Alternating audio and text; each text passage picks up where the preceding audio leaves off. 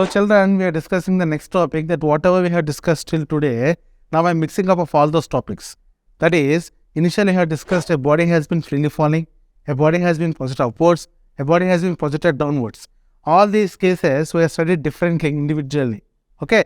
Now I am mixing everything and looking after a common concept. That is, there are three bodies, okay, projected from towers of a same height h. So I should draw a tower of height h in all the three cases. Let me do that, okay.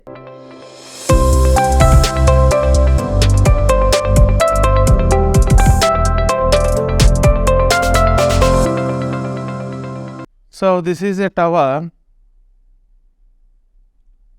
first tower, second tower,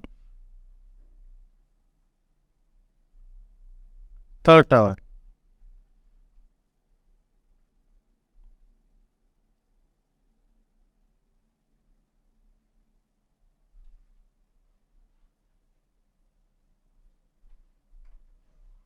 So like this we are having towers, okay, three different cases. The first body is projected upwards with a velocity u. So it has been projected upwards with a velocity u. Next, projected downwards. Now this body has been projected downwards, falling like this, with the same velocity u. So here also the velocity is u. Now it is freely falling. So its velocity is 0. So whenever a body has been freely falling, it means like this, simply I am dropping. Dropping is nothing but freely falling. So its velocity is equal to 0. So since it has been projected in upward direction, as I told you earlier, when it is going in upward direction, acceleration is minus g. In downward direction, acceleration is plus g. This is also in downward direction, acceleration is plus g. Like this, I am having three different cases. So let this be case 1, this is case 2 and case 3. So three different cases. As per the given question, body is projected upwards, so it has been projected upwards. So whenever a body is projected upwards from top of a tower, recently I told you, when it is thrown from the top of a tower, what was its basic equation? What was its basic equation? Here. So here, from top of a tower, the basic equation is S is equal to minus ut plus half gt square. So this is what the equation I told you. Here, in every case, I told you the tower of same height h. So directly I could write the height of the tower as h. All the towers are of same height h. So s can be written as h. Whereas you have to consider T1 is the time taken for first case, and T2 is second case, and T3 is the third case. So let me write here. This is T3, T2, and here it is T1. Okay. So minus u T1 plus half g T1 square. So this is for a body projected from top of a tower. You got this equation. Okay, my dear children. Now let us discuss this second one. So look at this diagram and look at this question. Second body is projected downwards with the same velocity u. So this is, in this case, this body has been projected with a velocity u and its height is same as before, that is h, and time here it is t2.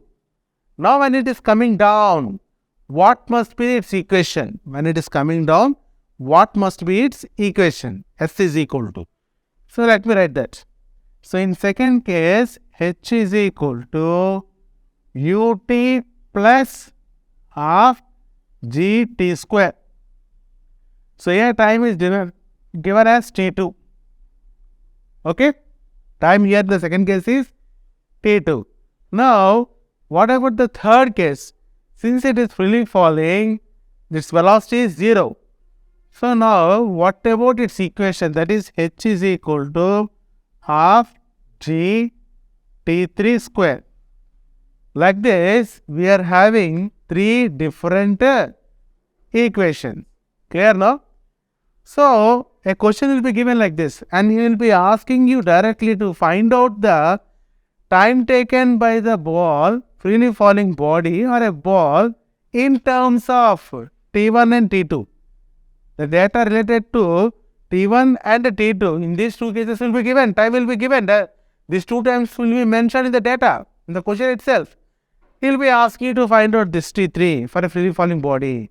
So, you will get confused. So, in order to answer such kind of numericals, you have to know this concept. Yeah? So, now, how to find out the time taken for a freely falling body in terms of the time taken for a body projected vertically up from a top of a tower. Similarly, the time taken for a body projected downwards from the tower. So, these two are relatively important. Okay. Now, let me write down this. Better take this equation as equation number 1, my dear children, and take this equation as equation number 2, and take this equation as equation number 3. So, you are having three different equations. Okay. So, 1 and 2 is there. From 1 and 2, what I can do is just observe. From 1 and 2, I could write H, here also H and here also H. Both are H. Okay. So, H is equal to minus U T1 plus half G T1 square. This is equation 1. Whereas other one is U into T2 plus half G T2 square. I could write like this. Oh, because both are equal to H, height of a tower. Now, by equating these two, we can get some idea. What is it? Move this minus U T1 to other side and bring this half G T2 square to left side and see what is going to happen.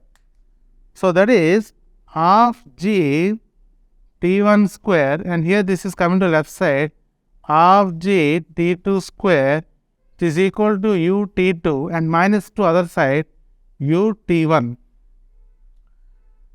Now, if here half G is taken as common, T1 square minus T2 square is equal to U into T1 plus T2. Understood?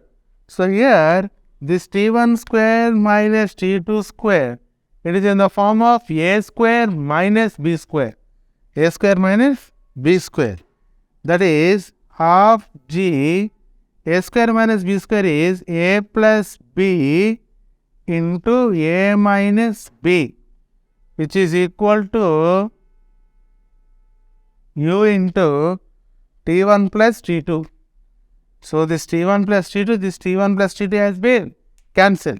So, from this you could find out U. What is that U? U is nothing but the velocity for all the three cases. Observe, the first body is projected upwards with a velocity U, isn't it? And second body is also projected but downwards with a velocity U.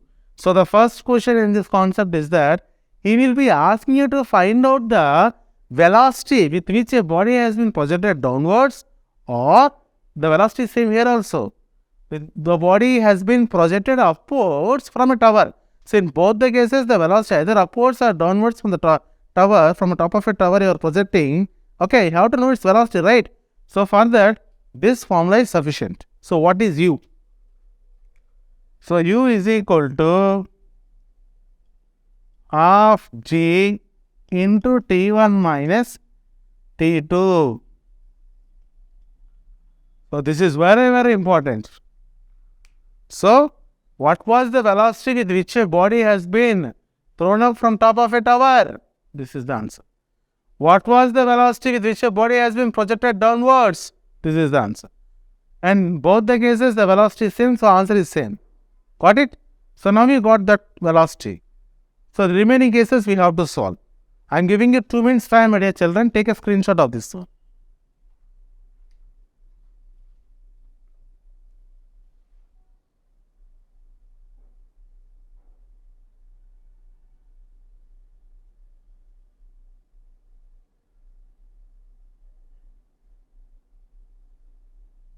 Okay. The next concept is that once you find out the velocity, okay, he will be asking you to find out the difference of time in both the cases, in first and second case. In first case, the time is t1. In second case, the time is t2. So, what was the time difference between two cases? Now, let us see. B. So, this is A. Okay. Time difference is nothing but del t. So, first case it is t1 and second case it is t2. So, t1 like this, t2 directly. So, t1 is larger than t2. So, that is the reason I have written here t1 minus t2. So, from this equation, what is t1 minus t2? So, I have to write that. Since u is equal to half g into t1 minus t2. So, bring this g by 2 to other side, that is 2u by g is equal to t1 minus t2. So, this is what is the difference of time. So, t1 minus t2 is equal to 2u by g. Now, see it. Third case, that is very, very important. I told you initially, he will be mentioning the time t1 and t2 and he will be asking t3. So, we have to find out t3, that is for a freely falling body. Time taken by a freely falling body to reach ground. We have to find out. But in the given data, you are having only t1 and t2. So, how you correlate with them? How you interrelate? That is what is important, right? So, what do you do? So, think. We are having only these three basic equations. From these basic equations, we have to find out the time taken during freely falling body. Okay? How to solve that? I hope I could erase this. Okay? So, in C case, before I start C directly, I could not do it, right? Before I start C, once I would like to say that let us multiply this equation 1 by T2 and equation 2 by T1. Okay? We have to multiply equation 1 by T2 and equation 2 by T1. Multiply and then equate it. You get some idea. So, equation 1.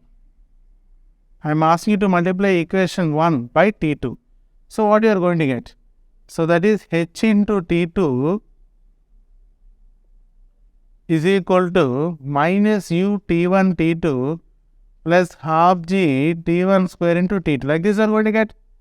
And multiply second equation, since here T2 is there, multiply by T1. Equation 2 by T1. That is h into T1 is equal to u T1 T2 plus half g T1 into T2 square. Like this I am getting. Now, better add these two equations. So, give some name. Let me write this as equation 4 and equation 5. Okay, 1, 2, 3, 4, 5, right. So, add 4 and 5 equations. That is h, here T2 is there, here T1 is there. So, h into T1 plus T2, I could write it directly. Yes or no? Here LHS side H32 is there and here LHS side HT1 is there. So, if I add both HT1 plus HT2 by taking H as common, I will get T1 plus T2. So, I got it. In RHS side, if I add these two, this is minus and this is plus. So, these two will be cancelled. The remaining part is half G T1 into T2, right? Here T1 square. So, I have to write one T1 extra. Here T2 square. Here I have to write T2. Like this I will get. Now, this both is cancelled. So, the final answer is H is equal to half G T1 into T2. So, this is one way of finding the height of tower. 1, 2, 3 and this is fourth case. So, like this I could find out the height of tower. Okay. Half G T1 into T2. But why I have written this? Not to find height. I want to deduce the relation between T3, T1 and T2. So, how to do that? And let me tell you. So here if I multiply it, from this I can find out T1 into T2 also. That is, this half G is going other side, it will become 2H by G is equal to T1 into T2. Like this you get. Okay. Now, why don't you look at the equation number 3? So, name this as equation number 6. Now, compare equation 6 and equation 3. What I am asking is that, compare equation 6 with equation 3. You compare these two. So, here also H equal to so and so, and here also H equal to so and so. So, both H are eliminated. Here half G is there, here half G is there. But here T1 into T2 is there, here T3 square is there. So, it was very clear that T1 into T2 is equal to T3 square. So, like this I got the relationship between T1, T2 and T3. Clear? So, let me write here. From equation 3 and 6, equation 3 H is equal to half G T3 square, and this equation 6 equal to half G T1 into T2. By comparing these two, T3 square is equal to T1 into T2, isn't it? So, here what is T3? T3 is nothing but time taken for a freely falling body. What is T1? Time taken for a body proceeded upwards from top of a tower. T2, what is T2? Time taken for a body proceeded downwards. So, 3 different cases we are mixing it. So, the final answer for this one is T3 is equal to root over T1 into T2, like this. Understood now? So, better you write like this. Not T3, not T1, T2. I'll tell you one thing. T3 is what? Time taken for freely falling. So, time taken for freely falling is root of, okay, time taken for a body projected upwards into time taken for a body projected downwards. Like this you write, so that you will never forget in your life.